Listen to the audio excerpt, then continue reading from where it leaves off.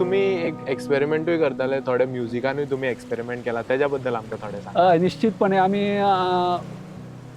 झाडांचेर संगीताचो परिणाम निश्चितपणे बरो जाता. हं, इवन आतां आमी नवीन प्रयोग चालू करपाचो ह्याचेर आसा, हं, की झाडाक खंयचें संगीत आवडटा. त्या प्रमाण आठवड्याचे 7य दीस हं, सकाळ सांजचें खंयचें संगीत लावप, हं, हे सगळे राग ते आमी सिलेक्ट केल्ले आसा आनी हं. तेजेर आतां म्युजीक सिस्टीम बसोवन हं, प्रत्यक्ष झाडांचेर तेचो कितें परिणाम जातलो हे आमी आतां तो प्रयोग चालू आसा. हं. पूण लक्षांत अशें जाता की जेन्ना तुमी संगीत लायता तेन्ना निश्चितपणे झाडांची जी कितें हें आसा वाड आसा ती बरी जाता.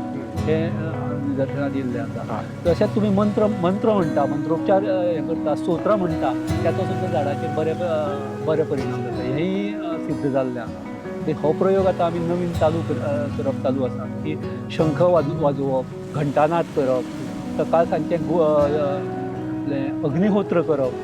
ज्यातल्यान प्रदूशण कमी जाता, हवेचें जें प्रदूशण आसा तें कमी जावपा खातीर सकाळ सांजचें सूर्योदय आनी सूर्यास्त हेका अग्निहोत्र करप आनी तितूंतल्यान वातावरण शुद्धी जाता.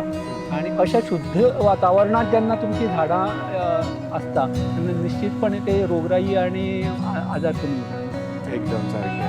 That's why they say music is the food of the soul. Music makes everything better. सदांच आमकां केन्ना जेन्ना we have faced some difficulty, we turn to music in this world. And even the plants, it seems, that's the experiment that Sanjay sir has done, that scientists worldwide are still experimenting on, that music really helps any kind of living being, grow better, work better. So that's something that is just wonderful.